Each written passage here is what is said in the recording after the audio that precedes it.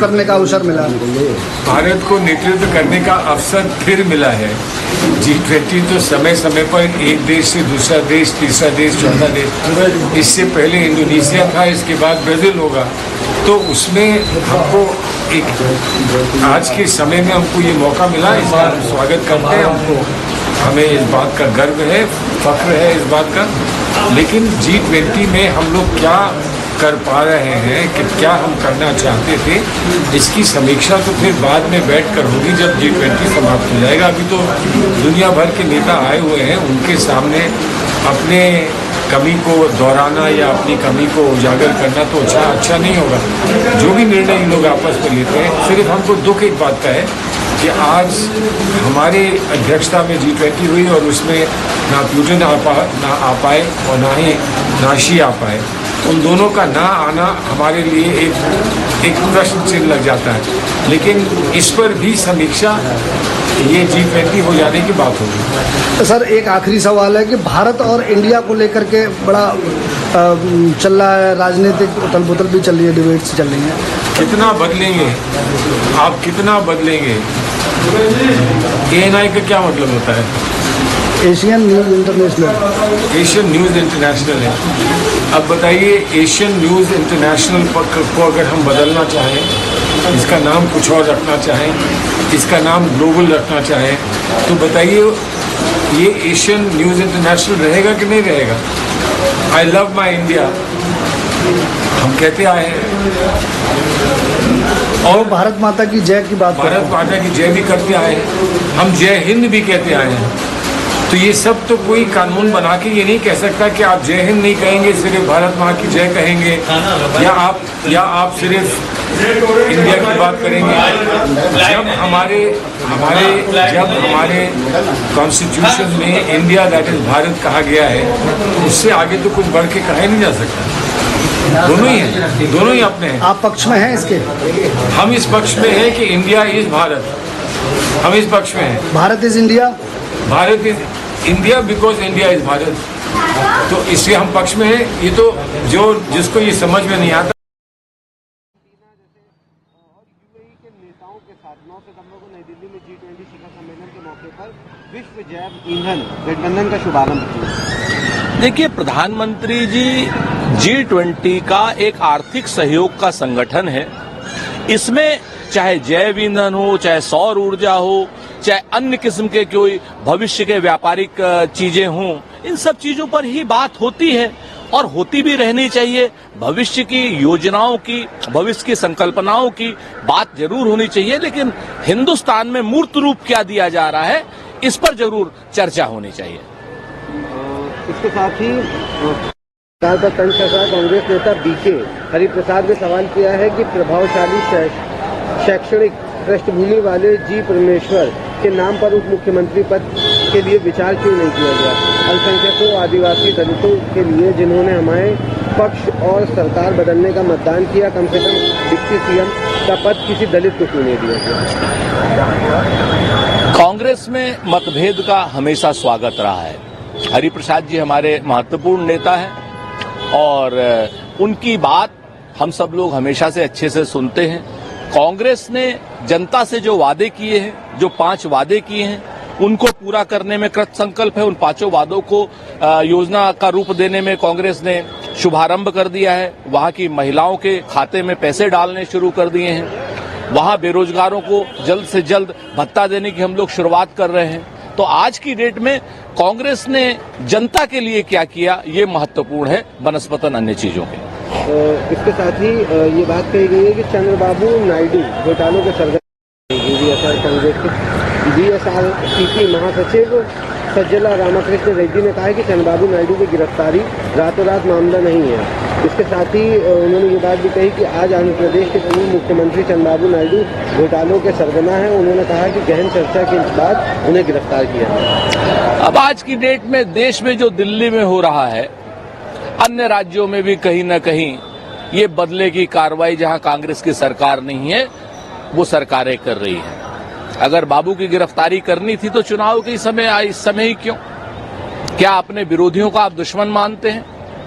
और अगर कोई भी विधि सम्मत गिरफ्तारी है तो वो बताए, अचानक से किसी नेता को इस तरीके से गिरफ्तार कर लेना, ये समझ के परे है, ये कहीं न कहीं पॉलिटिकल वेंडेटा की बात है। एक आखिरी सवाल रहेगा। प्रधानमंत्री नरेंद्र मोदी ने शनिवार को ये ऋषि सुनकर से मुलाकात की और व्यापार संबंधों को गहरा करने और तो तमाम कांग्रेस के जो नेता है वो यहाँ पर G20 को लेकर बोलते हुए अगला जो बयान है वो हम आपको जेडीयू के तमाम नेताओं का सुनवाते हैं कि G20 को लेकर उनके क्या कुछ विचार। नीरज जी, G20 की बैठक कल पहला दिन हुआ, काफी चर्चा में है। उसमें दो चीज काफी चर्चा में, नरेंद्र मोदी के सामने भारत का जो नेतृत्व हो और देखिए G20 जैसा एक महत्वपूर्ण मंच और देश का इतिहास गवाह है कि देश के पूर्व प्रधानमंत्री इंदिरा जी के नेतृत्व में गुटनिरपेक्ष सम्मेलन हुआ। इसमें 116 देश और 22 अंतर्राष्ट्रीय संगठनों ने भाग लिया था और G20 में तो मात्र 17 देश और एक यूरोपीय संगठन ने भाग लिया। तो यह तो एक आम तौर पर जो परिपाटी है, जब से इसका गठन हुआ उसके बाद विभिन्न देशों में इसका सम्मेलन होता है और सम्मेलन के निहितार्थ निकल करके अगर आए, दुनिया के अंदर गरीबी, पर्यावरण, मानव विकास सूचकांक को बेहतर बनाना, यह महत्वपूर्ण लक्ष्य होता है। अब वह लक्ष्य हम कैसे हासिल कर पाएंगे, दुनिया के अंदर अमन चैन कैसे रहे, राष्ट्रपिता महात्मा गांधी के बताए रास्ते पर दुनिया चलता है, तो स्वाभाविक है राष्ट्रपिता की धरती पर आए थे और महामहिम राष्ट्रपति ने भोज दिया, तो भोज में माननीय नीतीश कुमार जी गए। अब इसके कोई राजनीतिक निहितार्थ तो नहीं है। काफी चर्चा हो रही है, वन अर्थ की बात ये मोदी कर रहे हैं। अभी ये सब चीज तो भाषण से नहीं चलता है। रूस और यूक्रेन का युद्ध ही अभी बड़ी चुनौती दुनिया के अंदर है। दुनिया के अंदर असमानता एक चुनौती है। भाई पड़ोस के देशों के साथ जो व्यवहार हो रहा है और अंतर्राष्ट्रीय मंच पर हस्तक्षेप की एक महत्वपूर्ण भूमिका होती है और ऐसी स्थिति में उसके सकारात्मक परिणाम की उम्मीद जनता करती है। चंद्रबाबू नायडू की जिस तरह से गिरफ्तारी हुई है, काफी हंगामा हो रहा है। जो उनके विरोधी हैं वो बोल रहे हैं कि तो किंग पिन रहे हैं, Y general secretary YSR Congress party को जो किंग पिन रहे हैं इस टाइम पे। देखिए ये एक जैसा मीडिया में खबर आया कि पुराने मामले में कोई गिरफ्तारी हुई है, अभी तो कानूनी प्रक्रिया का एक हिस्सा है। क्या अद्यतन मामला है, इस मामले में किस रूप से अभियुक्त बनाया गया है, इसके तो विभिन्न मानक जो होंगे, ये तो अद्यतन तेलुगु देशम पार्टी ही बता पाएगी। राजस्थान का एक मामला है, एक दलित बच्चे को टीचर ने इसलिए पीट दिया कि वो स्टाफ के लिए रखा हुआ पानी कुछ नहीं पिया। ये दुखद है, ये सामाजिक जकड़न है। शिक्षा का अधिकार अधिनियम लागू है। एक तरफ केंद्र सरकार PM यशस्वी योजना के नाम पर पिछड़ा और अति पिछड़ा क्या, जो कक्षा 1 से 8 तक है, छात्रवृत्ति बंद कर दिया। बाबू जगजीवन राम छात्रावास योजना बंद कर दिया। ऐसे में शिक्षकों का व्यवहार अपेक्षित होता है कि वह समाज के किसी भी तबके का हो, पानी पीने का, उसको खाने का, उसको जीवन जीने का अधिकार प्राप्त है। तो हमारी उम्मीद है कि राजस्थान सरकार इसको संज्ञान में लेकर कठोरतम कार्रवाई सुनिश्चित करे। NIA छत्तीसगढ़ और तेलंगाना में लगातार छापेमारी कर रही है और चुनाव। देखिए NIA जैसी संस्था, जैसे PFI जैसी संस्था थी, तो आदरणीय अमित शाह जी देश के गृह मंत्री हैं। कर्नाटक में भाजपा की सरकार थी, 2020 में विस्फोट में उसका नाम आया, कोई प्रतिबंध नहीं लगाया। हजरत निजामुद्दीन में उसका कार्यालय खुला रहा, कोई भी प्रतिबंध नहीं लगाया इन्होंने।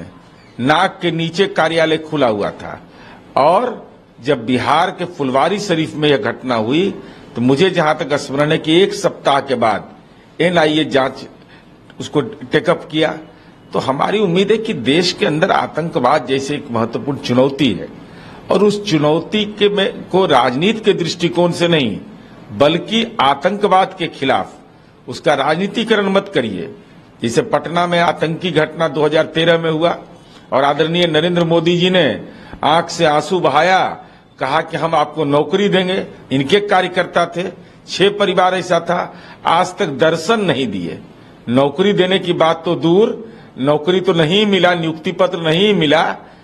तो भाई आप ऐसा आतंकवाद पर कम से कम राजनीतिक एजेंडा भारतीय जनता पार्टी तय नहीं करे।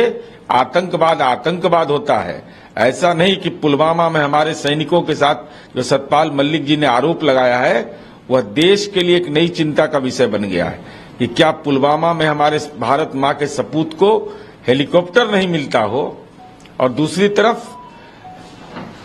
नेताओं की सुख समृद्धि बढ़ते जाती हो, तो यह स्वाभाविक चिंता का एक विषय रहता है।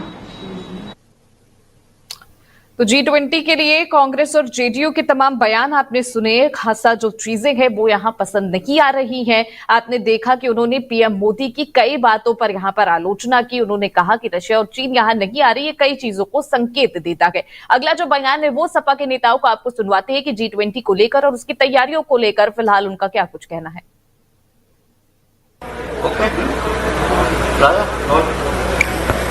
G20 सम्मेलन चल रहा है, इसमें प्रधानमंत्री ने जो भाषण दिया और उसमें इंडिया की जगह भारत की तख्ती लगाकर दिया, इतनी जल्दी बदलाव क्यों? नहीं, कई बार जब लोग परेशान हो जाते हैं किसी बात से, डर जाते हैं, असामान्य बात करते हैं। भारत के या इंडिया के प्रधानमंत्री को तख्ती लगा के भारत की क्यों बात करनी चाहिए? नहीं करनी चाहिए। है पहले भी गठबंधन, पहले यूनाइटेड फ्रंट रहा, गवर्नमेंट रही, यूपीए रहा, इनका एनडीए है। तो अगर उस फ्रंट का नाम मान लीजिए यूपीए था, उसका नाम इंडिया अगर कर दिया है नाम एक साथ उसको, तो उससे घबराने की जरूरत नहीं थी, लेकिन हम घबरा रहे हैं और उसके रिजल्ट भी आ रहे हैं। घबराने की बात भी है। उन्हें लगता है 24 में सत्ता चली जाएगी, तो इसलिए सारी बातें करते हैं, लेकिन इससे देश के लोगों को कोई ध्यान हटने वाला नहीं। G20 के सम्मेलन में कोई विपक्ष का नेता नहीं देखा। ऐसा G20 का सम्मेलन कोई पॉलिटिकल सम्मेलन होता ही नहीं। G20 का सम्मेलन केवल राज्याध्यक्षों का सम्मेलन होता है, और जो देश की कोई आर्थिक और अन्य समस्याएं, हम बार्गेनिंग होती है ना, जी भाई ये तुम हमें दे दो तो हम तुमसे ये दे लें, ये सौदेबाजी होती है उसमें। ये कोई राजनीतिक सम्मेलन नहीं होता। इससे कोई फायदा मिलेगा? आज तक किसी देश को कुछ नहीं फायदा मिला। हमारा तो 10-12 हजार करोड़ चला और गया इनकी स्वागत में और इसमें सब में। आप अंदाज ही नहीं लगा सकते। दुनिया के किसी देश में ऐसे कभी नहीं हुआ। हमारे यहाँ भी पहले हो चुका है। 1 साल के लिए एक देश अध्यक्ष होता है। अब हिंदुस्तान था अध्यक्ष, तो मोदी जी होंगे स्वाभाविक प्रधानमंत्री। इससे पहले भी हमारा देश रह चुका है, इससे पहले भी सम्मेलन हो चुके हैं। दूसरे देशों में, लंका में हो चुका है, नेपाल में हो चुका है, सब में हो चुके हैं। नेपाल में तो नहीं, नेपाल देश नहीं। इसमें सम्मेलन पहले भी हो चुके हैं। तो कहीं लगा आपको कि इस तरह का कोई करता है? देश में कर्फ्यू हम लोग यहाँ इसलिए चले आए 4 दिन के लिए कि हमारे सामने हम लोग घर से नहीं निकल सकते 8, 9, 10 को। खान मार्केट बंद रहेगा, स्कूल सब बंद हैं, कॉलेजेस सारे के सारे बंद हैं। साउथ दिल्ली की जो मुख्य रोड हैं उन पर कोई आदमी अपने घर से आके निकल नहीं सकता है। तो वहाँ तो ज्यादातर लोग कोई वृंदावन में चले गए दर्शन करने, कोई कहीं चले गए, कोई द्वारका चले गए, सब चले गए। हम लोग अपने घर चले आए।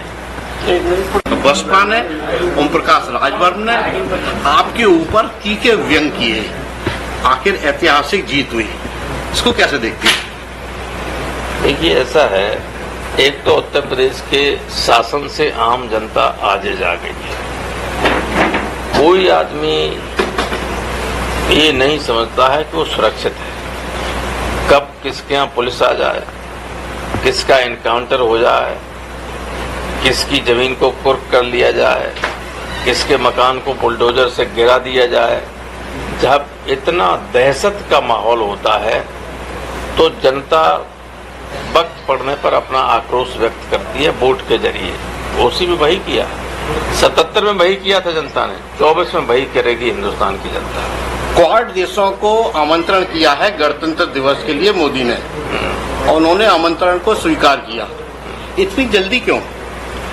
अब ये तो उनका दृष्टिकोण, वो समझते हैं कि बाहर के लोग आएंगे, हिंदुस्तान के लोगों पर उसका असर पड़ जाएगा। आते हैं तो कोई मदद तो करते नहीं, कुछ ले ही जाते हैं। अभी ये गए अमेरिका तो सौदा करे आए, फ्रांस गए तो सौदा करे आए हथियारों का।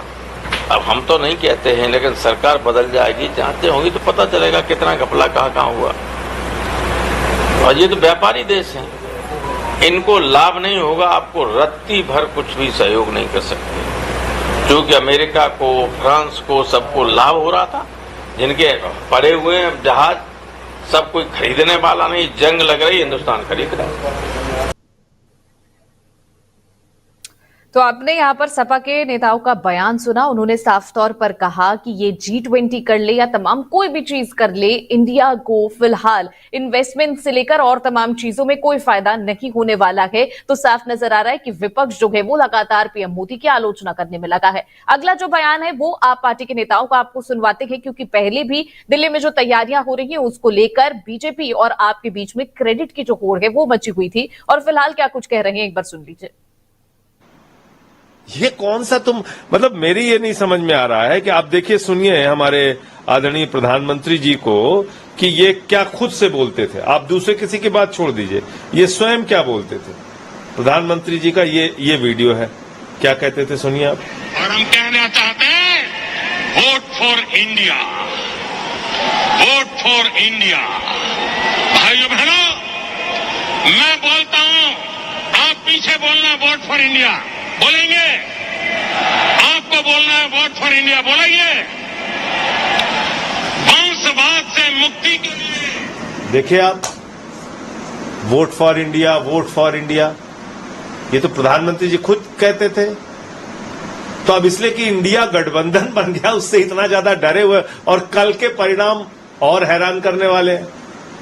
इनको और डर पैदा इनके मन में हो जाएगा। तो चुनाव की मैं पूछने वाला था कि कल बाई इलेक्शन के परिणाम आए और 7 में से 4 सीटें जो इंडिया गठबंधन है उन्होंने हासिल की। देखिए, ये एक बड़ा संकेत इस बात का है कि दल बदलू लोगों को इस बार जनता जो है वो सबक सिखाने के लिए तैयार है। आप उत्तर प्रदेश का उदाहरण लेकर देखिए, वहां पर समाजवादी पार्टी को 1,24,000 वोट मिला और भारतीय जनता पार्टी एनडीए का गठबंधन जो था, जिसमें कि राजभर जी की पार्टी उनके सहयोग में थी, निषाद पार्टी उनके सहयोग में थी, अपना दल उनके सहयोग में थी, महान दल उनके सहयोग में थी, ये सारी पार्टियां मिलकर प्रचार कर रही थी। उत्तर प्रदेश के मंत्री गांव-गांव में लगे हुए थे प्रचार में।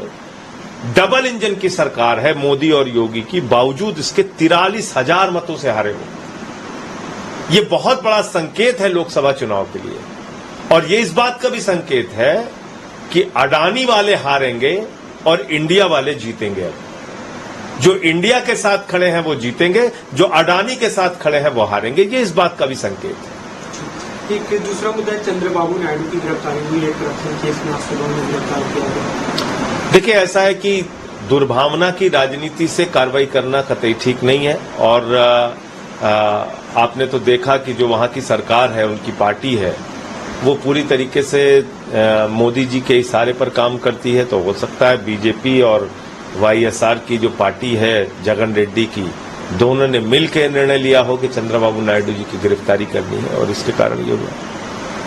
प्रधानमंत्री मोदी ने G20 समिट के दौरान अपने संबोधन में कहा कि सबका साथ, सबका विकास, सबके प्रयास से ही हम सभी देशों को ग्लोबली आगे लेके जा सकते हैं और जो डेफिसिट है उसे खत्म कर सकते हैं। तो देखिए, सबका साथ सबका विकास तो होना ही चाहिए, लेकिन मणिपुर से क्या संदेश देते हैं? जब आप 4 महीने तक भारत के प्रधानमंत्री मणिपुर की हिंसा पर नहीं बोलेंगे, तो ये सबका साथ सबका विकास तो है नहीं। अगर नूह की, मेवात की हिंसा पर देश के प्रधानमंत्री खामोश रहेंगे, तो ये सबका साथ सबका विकास तो है नहीं। अगर पहलवानों, बेटियों के साथ हो रहे अत्याचार पर प्रधानमंत्री खामोश रहेंगे, तो ये सबका साथ सबका विकास एक कोरा नारा साबित होगा, बावजूद इसके कि वो आपको जमीन पे कुछ सच्चाई के रूप में दिखाई पड़े। तो जमीन की सच्चाई अलग है, प्रधानमंत्री जी का बोलना अलग है, और मैं समझता हूं कि इसीलिए अब इन नारों का कोई असर जनता के ऊपर नहीं पड़ता। जब प्रधानमंत्री भ्रष्टाचार के खिलाफ बोल के अजीत पवार को अपने साथ शामिल करते हैं, जब प्रधानमंत्री वंशवाद के खिलाफ बोलकर वंशवादी पार्टियों को अपने साथ मिलाकर चलते हैं, तो उनकी सच्चाई अब देश के सामने आ चुकी है। राष्ट्रपति डिनर होस्ट करने वाले हैं, G20 डिनर, उसमें सभी मुख्यमंत्रियों को, सभी बड़े नेताओं को बुलाया गया, लेकिन मल्लिकार्जुन खड़गे जो विपक्ष के नामांकित देखे कांग्रेस पार्टी से लेकर सवाल खड़े पर राहुल गांधी ने। देखिए, ये बहुत बड़ा अपमान है मल्लिकार्जुन खड़गे जी का, बहुत बड़ा अपमान है। वो कांग्रेस पार्टी के राष्ट्रीय अध्यक्ष होने के साथ साथ भी राज्यसभा में लीडर ऑफ अपोजिशन है, और लीडर ऑफ अपोजिशन का अपना एक कैबिनेट रैंक होता है, उसका अपना एक संसदीय लोकतंत्र में महत्व है, और आप उसको नहीं बुला रहे। जो व्यक्ति 52 साल से इस देश की राजनीति में है, राज्यसभा के भी लीडर ऑफ अपोजिशन रहे, अभी हैं, और लोकसभा के भी लीडर ऑफ अपोजिशन रहे, विधानसभा में भी रहे, कई बड़े बड़े पदों पे रहे, कैबिनेट मंत्री रहे, केंद्रीय मंत्री रहे, और ऐसे व्यक्ति को आप आमंत्रित नहीं कर रहे हैं। ये क्या संदेश आप देना चाहते हैं? या जो विदेशी मेहमान भी आए हैं वो क्या सोचेंगे आपके बारे में? भारत दुनिया का सबसे बड़ा लोकतंत्र है, पूरी दुनिया में हम अपने लोकतंत्र का डंका पीटते हैं, और यहाँ अपने नेताओं से इस तरह का भेदभाव का आचरण करते हैं, ये ठीक नहीं है। आम आदमी पार्टी ने कल मध्य प्रदेश और छत्तीसगढ़ के लिए 10-10 उम्मीदवारों के नाम की घोषणा की। आपका चुनाव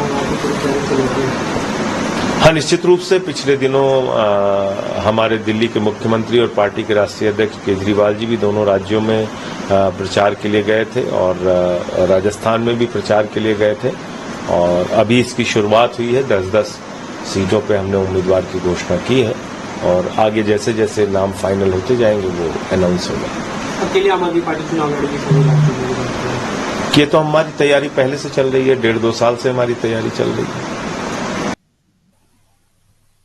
तो आपने आप पार्टी के नेता का बयान यहां पर सुना। उन्होंने कहा कि इंडिया और भारत को लेकर जो ये जंग चल रही है, और उसी का ये नतीजा है कि G20 में पीएम मोदी ने अपने आगे लगे बैनर पर इंडिया के बजाय भारत लिखना सही समझा। उन्होंने एक वीडियो भी दिखाया जिसमें PM Modi vote for India जो है वो ऑडियंसेस से दोहराते हुए नजर आ रहे थे, और उन्होंने कहा कि यहां पर अलायंस बनने के बाद पीएम मोदी और उनकी पार्टी डर गई है, इसीलिए अब भारत शब्द का इस्तेमाल करने का उन लोगों ने फैसला लिया है। अगला जो बयान है वो शत्रुघ्न सिन्हा का आपको सुनवाते हैं कि उनका यहां पर इन तमाम मुद्दों को लेकर क्या कुछ कहना है। लग दिया क्या कहेंगे? G20 समिट में प्रधानमंत्री के सामने जो बोर्ड है वो भारत लिखा है, इंडिया नहीं लिखा है। वो तो पुरानी इन्विटेशन भी आया था, उसमें भी भारत लिखा था। एनीवे मैं अभी ये सब बात नहीं करूंगा, लेकिन ये सब बात जो है दिख रहा है पैनिक रिएक्शन है, कुछ नहीं है। कॉन्स्टिट्यूशन में क्या लिखा है? India, that is Bharat. Hindi में क्या लिखा? भारत, जो कि इंडिया है। तो जब आप कॉन्स्टिट्यूशन की बात करते हैं, संविधान जो है हमारा होली बुक है यहाँ का, अब उसकी बात करते हैं तो उसी के हिसाब से चलना है। आप नाम रखते जाइए अपने मन से, हिंदुस्तान के लिए, आम आदमी के लिए, लोगों के लिए, ये और संविधान के लिए। ये कॉन्स्टिट्यूशन का मामला है, ये बिल्कुल इंडिया है, और इंडिया भारत दोनों रहेगा। तो इसके बारे में इतना ही कह सकता हूँ कि जुड़ेगा भारत, जीतेगा इंडिया। G20 हो रहा है, एशिया का बड़ा देश चाइना राष्ट्रपति नहीं आए हैं। नहीं, वो रशिया के भी नहीं आए हैं, वो चाइना के भी नहीं आए हैं। अब देखिए इसका क्या निष्कर्ष निकलता है। लेकिन एक बार बताऊं, जितना आप लोगों ने, मीडिया ने G20 को जितना आप लोगों ने, ठीक है विदेशी मेहमान आए हैं उनका स्वागत करना ही चाहिए, हमारा देश का मामला है, वसुधैव कुटुंबकम कहते हैं, वो भी सही है। शिक्षा इसकी जरूरत नहीं करने की, क्योंकि इसके तो ये रोटेशन में होता है। जैसे आज भारत के माननीय प्रधानमंत्री इसके आज चीफ हैं, प्रेसिडेंट हैं, वो इसके पहले यशवंत सिन्हा भी प्रेसिडेंट थे, बहुत सारे लोग और भी प्रेसिडेंट हो चुके हैं। एक होता हवा क्रिएट किया गया कि G20 आ गया, G20 आ गया तो ये भारत को मिला है अध्यक्षता।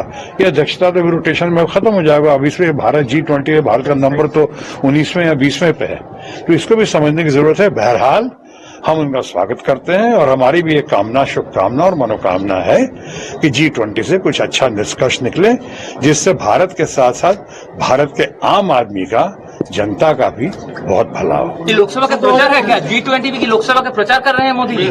G20 से क्या लोकसभा का प्रचार करेंगे? विदेश का मामला, विदेशों का मामला है, अच्छा है, बढ़िया है। लेकिन हाँ, बाकी बहुत सारी चीजें जो हो रही हैं वो मुद्दों से ध्यान भटकाने के लिए हो रहा है, मेन इश्यू से डाइवर्शन के लिए हो रहा है।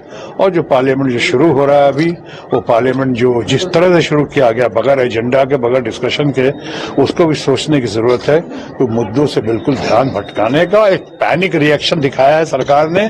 और ऐसा लगता है कि जैसा हमारी आदरणीय ममता जी ने कहा या नीतीश बाबू ने कहा कि चुनाव नजदीक है। विशेष संसद का सत्र बुलाया गया, उसमें क्या बोला ना, उसमें हमने कहा कि वो तो बुलाया गया, ना चर्चा की गई विपक्ष से, ना जनता को इसमें कॉन्फिडेंस में लिया गया है, और ना ही बगैर डिस्कशन के बगैर एजेंडा के ये बुलाया गया। किसी को कुछ पता ही नहीं इसमें क्या है, कि वुमेन्स रिजर्वेशन बिल आएगा, इसमें वन नेशन वन इलेक्शन आएगा, और कैसे आएगा।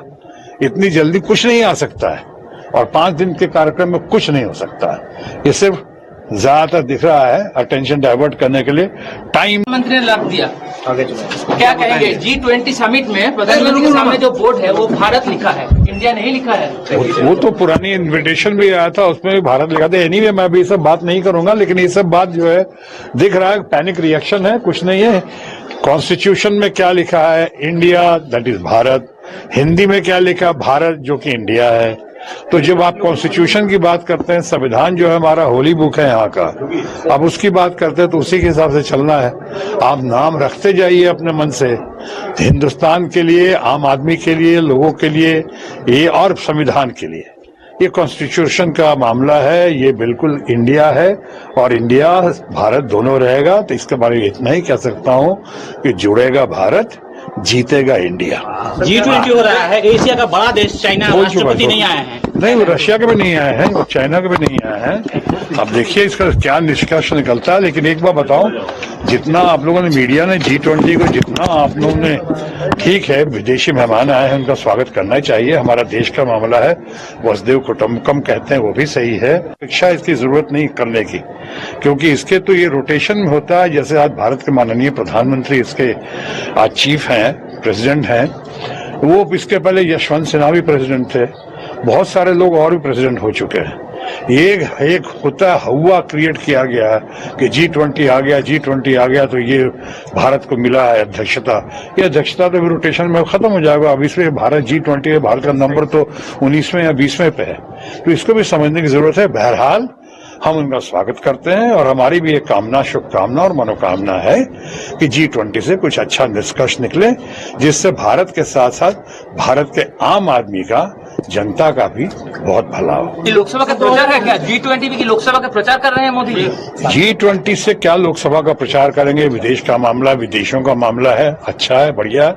लेकिन हाँ, बाकी बहुत सारी चीजें जो हो रही हैं वो मुद्दों से ध्यान भटकाने के लिए हो रहा है, मेन इश्यू से डाइवर्शन के लिए हो रहा है।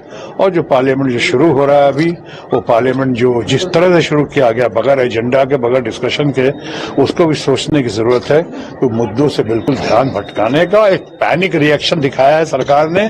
और ऐसा लगता है कि जैसा हमारी आदरणीय ममता जी ने कहा या नीतीश बाबू ने कहा कि चुनाव नजदीक है। विशेष संसद का सत्र बुलाया गया, उसमें क्या बोला ना, उसमें हमने कहा कि वो तो बुलाया गया, ना चर्चा की गई विपक्ष से, ना जनता को इसमें कॉन्फिडेंस में लिया गया है, और ना ही बगैर डिस्कशन के बगैर एजेंडा के ये बुलाया गया। किसी को कुछ पता ही नहीं इसमें क्या है, कि वुमेन्स रिजर्वेशन बिल आएगा, इसमें वन नेशन वन इलेक्शन आएगा, और कैसे आएगा।